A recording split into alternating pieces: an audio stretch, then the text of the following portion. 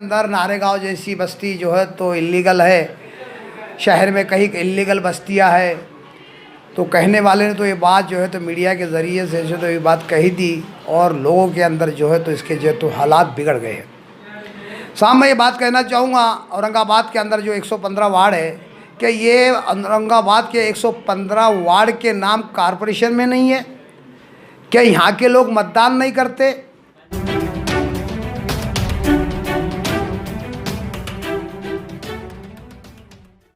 Aurangabad news में आपका स्वागत है। और हम आज नारेगांव में साहिब खान पठान साहब के ऑफिस में आए हुए हैं, जो आजकल बहुत सुर्खियों में चल रहे। तो साहिब खान पठान साहब से हम ये पूछना चाहेंगे कि और खुदा न खास्ता ये बस्ती के ऊपर बुलडोज़र चलता है और यहाँ के घर मसमार किए जाते हैं और गरीबों का नुकसान होता है।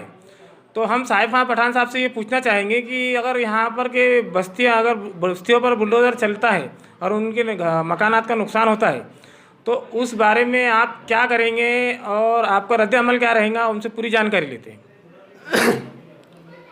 अस्सलाम वालेकुम रहमतुल्लाहि व बरकातुहू।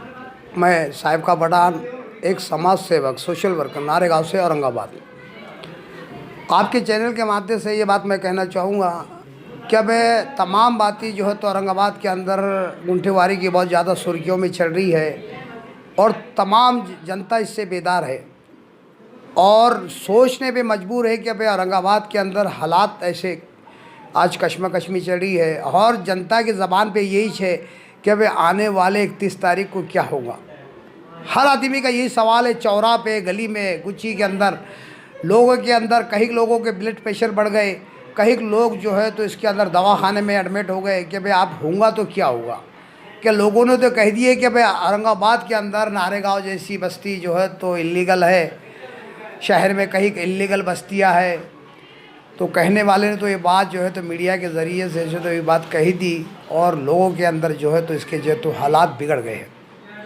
साहब मैं ये बात कहना चाहूँगा, औरंगाबाद के अंदर जो 115 वार्ड है, क्या ये औरंगाबाद के 115 वार्ड के नाम कॉरपोरेशन में नहीं है? क्या यहाँ के लोग मतदान नहीं करते? क्या भाई इनके यहाँ के लोग जो है तो टैक्स नहीं भरते? कई लोग, मैं साहब बता दूँ आपको, नारेगांव के लोग भी टैक्स भरते हैं। टैक्स इस बुनियाद पे भरते हैं कि भाई इसका नाम जो है तो कॉरपोरेशन के अंदर दर्ज है। और किस बुनियाद पर आप कहते हो कि भाई यहाँ के नारेगांव इलीगल एरिया है? मैं तो नहीं मानता हूँ कि भाई इलीगल एरिया है। आप कह देते हो ये इलीगल एरिया है। जब इलीगल एरिया है नारेगांव के अंदर, तो भाई ये कॉरपोरेशन के अंदर हर जो है तो इसके मतदान होते हैं। अभी हमने 4000 5000 मतदान किया, इससे पहले हमने 4500 मतदान किया। कहीं जो है तो नगर सेवक यहाँ से 25-30 साल से नारेगांव के अंदर है। तो फिर आप कैसे बोल देते भाई इलीगल है? ये तो हमको ये इसकी चीज़ की मान्यता नहीं है। ठीक है, इलीगल है, लीगल है, उसका प्रोसीजर आपको करना चाहिए, उसको लीगल तरीके में से कैसे लाना चाहिए। आपने मनगढ़ंत बात ही कर दी कि भाई हम बुलडोज़र चला दिए। इतनी आसान बात नहीं है साहब बुलडोज़र चलाना। आप किराएदार को भी तुम खाली नहीं करा सकते इतनी आसानी से। तो ये तो घर मालिक है, ये ज़ाती अपने पैसे से जो तो 1-1 रुपया जमा कर जो तो इस कम किफ़ायत के अंदर 25 से 30 हज़ार, 17 हज़ार, 18 हज़ार, 20 हज़ार के अंदर ये फ्लैट खरीदे हुए हैं। हाँ, बड़ी मुश्किल से लोगों ने, गरीब लोगों ने पैसे लेंगे। तुमने इतने आसानी से कह दिया कि बुलडोज़र, इतना आसान बात नहीं है। तो हम इसके मुखालिफ हैं और हम ऐसा होने नहीं देंगे। सर, ये जो गुंठेवारी की जो बात चल रही है आज, तो क्या नारेगांव की गरीब जनता को इस बारे में मालूम है कि गुंठेवारी की फ़ीस कितनी है और उसका कानून कायदा क्या है, वो बताइए। देखो साहब, ये तो जाहिर बात है, चर्चे में चल रही है। 80,000 रुपये जो है तो एक सादे मकान को 40-50 हज़ार रुपये लिया जाएगा और कुछ आरसीसी का रहेगा और कुछ उसको डबल मंजिला होगा, ट्रिपल मंजिला होगा। इसकी किफ़ायत यानी दुगनी तिगनी हो जाएगी। यही मार्केट में चर्चा चढ़ी है। इसकी गाइडिंग लेंगे सरकार से, अभी तो कोई मालूमात नहीं हुई, लेकिन आम जनता के अंदर ये बात चढ़ी है कि आपको 40,000 रुपये भरना पड़ेंगे। लेकिन अस्तित कुमार पांडे तरफ से जो है तो इसकी कोई बयानत नहीं आए कि भाई आपको ऐसे मकानात के अंदर। लेकिन मार्केट में जनता के अंदर ये चर्चे चल रहे हैं कि आपको लीगल तरीके से समझो 40,000 रुपये भरना है, फिर 80,000 भरना है, फिर 1,20,000 रुपये भरना है। ये मार्केट में चर्चा चढ़ी है। तो ये बुनियाद पे जनता के अंदर कश्मकश यही बातें चल रही है। हर जगह चौराहे पे यही बातें चल रही है कि अब हमको 1 लाख रुपये भरना है। अब लाए तो कहाँ से लाए? हमारे लॉकडाउन जैसे हालात ख़राब हो गए, हम परेशान परेशान है, जनता हमारे खाने के लाले पड़ रहे हैं, हम भूखमारी से मर रहे हैं। तो जनता के अंदर यही बात चल रही है, लोग परेशान है, जनता परेशान है। तो साहब ऐसी हालात के अंदर लोग लाए तो पैसे कहाँ से लाए? नारेगांव एक अल्पसंख्यक गरीब जनता की बस्ती है। तो हम आपसे पूछना चाहेंगे कि यहाँ पर अल्पसंख्यक लोग हैं, यहाँ पर मुस्लिम समाज, दलित समाज के लोग रहते हैं, गरीब तबके के। तो यहाँ पर सरकारी स्कूल कितने हैं उर्दू मीडियम के माध्यम के और मराठी माध्यम से, और कारपोरेशन के जो दवाखाने होते हैं और शादी खाने होते हैं, तो यहाँ पर उसकी कुछ सुविधा है क्या? उस बारे में बताइए। अरे साहब, पीने को पानी नहीं है लोगों को, तो स्कूल की बात कर रहे हैं आप? अरे यहाँ पानी के लिए बूंद बूंद के लिए तरस रहे लोग, पानी के लिए, पीने की नहीं है। स्कूल की सुविधा देख लो, आप जाकर देख लो, आपके मीडिया के माध्यम से टूटे फूटे रूम बने हुए हैं, पूरे पानी टपकता है। यानी बच्चों को बैठने के लिए जगह नहीं है, ना टेबल है, ना सीधा बैठने के लिए रूम है। आप जाकर आपका मायना कर लो साहब, कारपोरेशन का स्कूल देखेंगे तो ऐसा लगता है कि कोई जानवरों का कोठा है। आप देख सकते, ऐसा महसूस होता, कोई दूर से देखेंगे अभी जानवरों का कोठा है, ना उसकी सुविधा है, ना कोई महानगर पालिका का यहाँ दवाखाना है। क्या भाई, लोग जनता जो गरीब है तो जाए तो कहाँ जाए? बड़ी मुश्किल से जो है तो उनको रात बैठ का जो है इतनी मुसीबत होती है, भीख मांग कर जो है तो उनको जो है तो दवाखाने में औरंगाबाद के अंदर शिफ्ट होना पड़ता। साहब यहाँ नारेगांव में कोई सुविधा नहीं है, दवाखाने की नहीं है, ना पानी की है, ना टेनिस की है, ना रोड की है, ना कोई सुविधा नहीं है। सब पूरा जो है तो 0 पॉइंट के ऊपर है। आप हर पार्टी में, हर पार्टी के नेताओं के साथ नज़र आते हैं मंच के ऊपर, तो आप क्या राष्ट्रवादी कांग्रेस पार्टी, शिवसेना पार्टी या इमाम पार्टी से, जो महानगर पालिका के इलेक्शन होने वाले हैं, तो आपको अगर कारपोरेटर के लिए वो टिकट देती हैं तो आप कौन सी पार्टी को पसंद करेंगे? उसके बारे में खुलकर बताइए। देखो साहब, मैं तो एक सोशल वर्कर हूँ, एक समाज सेवक हूँ, एक जनता का सेवक, एक जनता की हमदर्दी करने वाला, जनता की समस्याओं को पूरा करने वाला, जनता की हर दुख दर्द के अंदर काम आने वाला। मुझे पार्टी से मतलब नहीं है। मैं तुम बता रहे किस पार्टी से आप लड़ेंगे। मैं आज इससे पहले भी जो तो एक मीडिया के माध्यम से कहा था, मैं जो पार्टी मेरे महल्ले का विकास करेंगी, मैं हज़ारों के तादाद के अंदर वो पार्टी के अंदर लोगों को जो प्रवेश करूंगा और उसी पार्टी से मैं लड़ूंगा जो पार्टी मेरे महल्ले का विकास करेंगी। मैं आज भी आपको चैलेंज दूंगा, मुझे कोई पार्टी से यानी बैर नहीं है, मेरे को कोई पार्टी से एतराज़ नहीं है। यानी पार्टी के अंदर जो कुछ लोग होते हैं मुझे उससे एतराज़ है, मुझे पार्टी से बैर नहीं है भाई। मेरे को सब पार्टियाँ से मोहब्बत है, शिवसेना से मोहब्बत है, बीजेपी से मोहब्बत है, राष्ट्रवादी से मोहब्बत है, कांग्रेस से मोहब्बत है, एमआईएम से मोहब्बत है। ये बात आपको आपके मीडियम के माध्यम से बता दूं। लेकिन इसके अंदर जो लोग होते हैं, जो गलत तरीके से काम करते हैं, लोगों को जो गुमराह करने का काम करते हैं, लोगों को आश्वासन देने का काम करते हैं, साहब मैं उसके खिलाफ हूँ। मैं बार बार अभी वही बात कहता हूँ, मैं जो पार्टी से बाहर नहीं है, मैं पार्टी का एक जो है तो कोई भी पार्टी हो, मेरे को कोई पार्टी से टिकट अगर से मिलता है मैं वो हर पार्टी से टिकट लड़ूंगा, लड़ने का कोई एतराज़ नहीं है। लेकिन मुझे काम चाहिए साहब, मुझे बातें नहीं चाहिए। ये शोर शराबा, ये बाइनर लगा देना, ये जो है तो सेल्फी ले लेने का, ये फ़ोटो खींच डालने का, जाके शोर शराबा, ये शेर आया, ये आया, ये बातें मुझे पसंद नहीं है।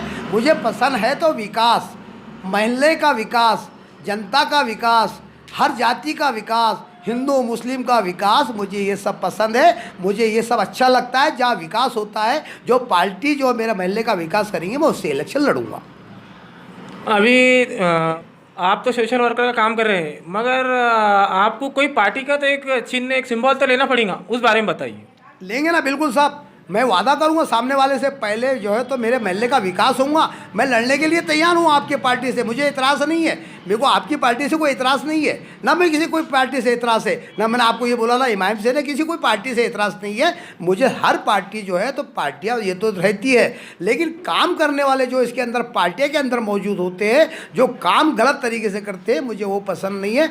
मैं जो भी पार्टी से लड़ूंगा ईमानदारी से, वो पार्टी के ऊपर जो है तो ईमानदारी से जागूंगा, जनता का भी विश्वास जीतूंगा, पार्टी का भी मैं विश्वास जीतूंगा इंशाल्लाह। अभी हाल ही में आपने यहाँ पर माननीय आमदार अंबादास दानवे साहब को सर्वे कराया नारेगांव को, और साहब ने आपको आश्वासन भी दिया कि नारेगांव के जो विकास रुके हुए, जितने काम रुके हुए हैं, वो उनकी पार्टी के माध्यम से ऊपर बात करेंगे और नारेगांव के विकास के लिए वो बात करेंगे। और आपने भी कहा कि जो नारेगांव का कोई भी पार्टी विकास करेंगे तो मैं उसके साथ जाऊंगा। तो हो सकता है अगर अंबादास दानवे साहब ने आपको आश्वासन दिया और विकास की बात कही और यहाँ पर शिवसेना पार्टी की तरफ से विकास होता भी है नारेगांव का, तो क्या आपको शिवसेना पार्टी अगर कारपोरेटर का टिकट देना चाहेंगी तो क्या आप उस लड़ने के लिए इच्छुक है? उस बारे में बताइए। बहुत अच्छी बात पूछी आपने। क्या मैं आप शिवसेना अंबादास दानवे साहब अगर से नारेगांव का विकास करते हैं, क्या आप उसी पार्टी से लड़ेंगे? तो मैं ये जनता को ये और आपके मीडिया के माध्यम से ये बता दूं और दीगर पार्टियों को भी, तो अल्हम्दुलिल्लाह अगर से शिवसेना हमारा विकास नारेगांव का करती है तो अल्हम्दुलिल्लाह मैं ज़रूर जो है तो इंशाअल्लाह मैं आपको कह रहा हूँ आपके मीडियम के माध्यम से, मुझे कोई हर्ज नहीं है कि मैं शिवसेना से जो है तो मैं टिकट लेकर इलेक्शन लड़ूंगा। और इलेक्शन लड़ा, जीत के आया तो मैं जनता को भी ये विश्वास दिला दूँ, आपको दवाखाना है, यहाँ पे मंडी है, आपको जो है तो यहाँ पे स्कूल है, आपको हर चीज़ की सुविधा मैं जो है तो इससे जो है तो शिवसेना से लाने की कोशिश करूँगा। ये मैं वादा करता हूँ जनता के आपके मीडिया के माध्यम से, पूरी सुविधा अल्हम्दुलिल्लाह पूरी सुविधा दिलाऊंगा, पूरा नमूना बनाऊंगा और नारेगांव को स्मार्ट नारेगांव बनाऊंगा। स्मार्ट इन्होंने तो डिक्लेयर कर दी है स्मार्ट सिटी, लेकिन स्मार्ट सिटी तो बन नहीं चुकी है, लेकिन ज़रूर मैं वादा करता हूँ नारेगांव को तो ज़रूर स्मार्ट नारेगांव बनाऊंगा। अगर आप नारेगांव से इलेक्शन जीत जाते हैं और इलेक्शन जीतने के बाद यहाँ ऐसा नारेगांव के विकास का ऐसा कौन सा मुद्दा है जो सबसे पहले आप उसके ऊपर अमल करेंगे और वो सबसे पहले वो मुद्दे का हल निकालेंगे, वो बताइए। देखो साहब, सबसे ज़्यादा मेरे नारेगांव का अंदर जो मसला अब आज चल रहा है, तो मैं आपको पहले बता दूं, ये रोड की समस्या तो है ही है, लेकिन एक सबसे इम्पोर्टेंट मसला है हमारा नारेगांव के अंदर। एक स्कूल है महानगर पालिका का, वो है 10वीं तक। अरे स्कूल 10वीं तक है, लेकिन उसकी हालात इतनी खस्ता हालात है कि अब बैठने के लिए जगह नहीं है। पब्लिक को आज 1700 1750 बच्चे हैं, बैठने के लिए रूम नहीं है, आज किराए से रूम लिए हुए हैं। तो सबसे पहले मैं 2 मुद्दे इंशाअल्लाह सबसे नारेगांव के अंदर, जो हम मिनी घाटी के अंदर, जो मिनी घाटी के नाम से होता है, वो दवाखाने का मुद्दा है। ये जनता को सबसे ज़्यादा परेशानी दिक्कत होती है तो दवाखाने से और बच्चों को स्कूल की वजह से, ये अहम मुद्दा नारेगांव के अंदर है। सबसे पहले अल्हम्दुलिल्लाह मैं जब चुन के आता हूँ तो सबसे पहले मैं यहाँ की एक मिनी घाटी लाऊंगा और स्कूल को ऐसा एक नमूना बनाऊंगा। अल्लाह चाहे इंशाअल्लाह उम्मीद करता हूँ कि मैं इसको 12वीं तक लाने की कोशिश करूँगा। यहाँ के कर्मचारी बढ़ाऊँगा, जो आज कर्मचारी यानी भाई आज टीचरों की भी बहुत कमतरता है, बहुत सी चीज़ों की कमतरता है, रूमों की कमतरता है, रूम बैठने के लिए नहीं है। आज टीचर बाहर बैठते हैं, बच्चों के अंदर आज बहुत गर्दी हो रही है। मैं वो जो है तो स्कूल का भी सबसे पहले अहम मुद्दा जो है स्कूल बनाने की कोशिश करूँगा और मिनी घाटी लाने का ज़रूर करूँगा। अभी कुछ दिनों में हमारे देश में 100 करोड़ का आंकड़ा पार करने वाले टीकाकरण का, वैक्सीनेशन का। तो आप सोशल वर्कर है और नारेगांव तो बहुत बड़ी बस्ती है, तो आपने यहाँ पर गरीब जनता को कुछ यहाँ पर सेंटर वगैरह खोलने लगा है कारपोरेशन की तरफ से टीकाकरण के लिए कि लोग आए बढ़ चढ़ कर हिस्सा ले, उस बारे में बताइए। साहब, ये मीडिया की तरफ से बहुत शोर शराबा चल रहा है कि बस 100 करोड़ जो होते टीकाकरण पूरे हिंदुस्तान में हो चुका है। मुझे तो नहीं लगता, ये सब फेक है साहब। 100 करोड़ नहीं हुआ, ये सब बातें हैं, ये राजकारणी बातें हैं। 100 करोड़ इतनी आसानी से अभी जो है तो कश्मकश में सिर्फ हमने इसका टीकाकरण का काम चालू किया और आप 100 करोड़ तक पहुंच गए, यह गलत बात है। ये बीजेपी की चापलूसी है। ये बीजेपी हमेशा चापलूसी करती आई, लोगों को आश्वासन देती रहती है कि भाई आपको ये मुद्दे पे फ़ायदा हो जाएगा, पूरा बर्बाद कर चुकी है। बीजेपी ने पूरे हिंदुस्तान को बर्बाद और खोखला कर चुकी है। बीजेपी के बातों में नहीं आना साहब, ये सब मनगढ़ंत बातें हैं। कोई टीकाकरण 100 करोड़ तो कोई नहीं पहुँचा। चैलेंज कर दे, चैलेंज से बोल रहा हूँ मैं, कोई 100 करोड़ का टारगेट उन्होंने पास नहीं किए। ये सब चापलूसी वाली बातें हैं। बीजेपी की हमेशा चापलूसी करती रहती है, हर नेता उसके अंदर चापलूसी करता रहता है, ये गलत बात है। हमने आपसे यहाँ पर उर्दू मीडियम के स्कूल के बारे में और शादी खाने के बारे में पूछा था और दवाखाने के बारे में पूछा था, तो आपने कभी महानगर पालिका में यहाँ जो बड़े नेता है औरंगाबाद की, तो कभी उनसे संपर्क किया या उनको निवेदन दिए कि उस बारे में बताइए। माशाल्लाह, बहुत अच्छी बात पूछी आपने इसके बारे में। मैंने कहीं निवेदन दिया हूँ महानगर पालिका के स्कूल के, कई बार निवेदन दिया हूँ और यहाँ की हर समस्या के बारे में निवेदन दिया हूँ, नारेगा के बारे में। और इससे पहले जो कच्चर पट्टी का जो हो, हमने जो इसका एक धरना करे थे यहाँ पे, जो औरंगाबाद के अंदर जो कच्चर पट्टी नारेगांव के अंदर है, तो अल्हम्दुलिल्लाह उसके अंदर हमको कामयाबी मिली थी। वो कच्चर पट्टी हमने बंद कराए थे। हमारे कई नेता, मैं जब कांग्रेस में था उस वक्त हमने यहाँ पे ओपोजिशन बैठे थे कच्चर पट्टी के सामने, और बाद मैंने कहीं निवेदन दिया हूँ पानी के बारे में, ड्रेनेज के बारे में, रोड के बारे में, यानी यहाँ के जो स्कूल के बारे में, हर चीज़ के बारे हमने निवेदन दिया। लेकिन आज शासन प्रशासन जो है तो इसको नज़रअंदाज करती रहती है, अनदेखी करती रहती है कि अब भाई देखो गरीब के बच्चे पढ़ लिख कर जो है तो ज़्यादा एजुकेशन बन जाएंगे, तो नेता ये चाहते कि अब भाई ये हमारा आड़ बन जाएंगे, हमारी सियासत जो है तो एकदम बिल्कुल फीकी पड़ जाएंगी, ये गरीब आगे आगे चले जाएंगे तो हमारी सियासत के ऊपर जो है तो भौकाल आ जाएगा। औरंगाबाद में जो नारेगांव है और यहाँ पर जो अल्पसंख्यक की बस्ती है, दलित समाज की बस्ती है, और यहाँ पर स्कूलों, कारपोरेशन के स्कूल भी नहीं है ना, इस कारपोरेशन की तरफ से शादी खाने भी नहीं है और दवाखाने भी नहीं है। तो कारपोरेशन प्रशासन जो है तो वो आंखों पर पट्टी बांधे हुए हैं, और जो नारेगांव की बस्ती है तो इस बारे में उनको कुछ हमदर्दी नहीं है यहाँ की बस्ती से। ऐसा समझते हैं कि औरंगाबाद की बाहर की बस्ती है। और हमने साहिब खान साहब से पूरी तफसीली मालूमात लिए यहाँ पर, और उनसे पूछा कि आप कोई पार्टी में प्रवेश क्यों नहीं करते, कोई पार्टी का चिन्ह क्यों नहीं लेते। अगर पार्टी का चिन्ह रहा तो उससे भी आगे काम आसानी से होते हैं। तो साहिब खान पठान साहब ने बताया कि मैं कोई भी जो मुझे समझ में आएगा, जो यहाँ नारेगांव का विकास करेंगी कोई भी पार्टी, तो उस पार्टी के साथ रहूँगा। और बहुत से मसले मसाइल है, हमने टीकाकरण के अभियान के बारे में भी उनसे मालूमात लिए और दूसरी बातें भी पूछी है साहिब खान साहब से, तो उन्होंने बहुत ही तफसीली मालूमात दिए हमें। कैमरामैन शेख फरहान के साथ इब्राहिम उम्मी।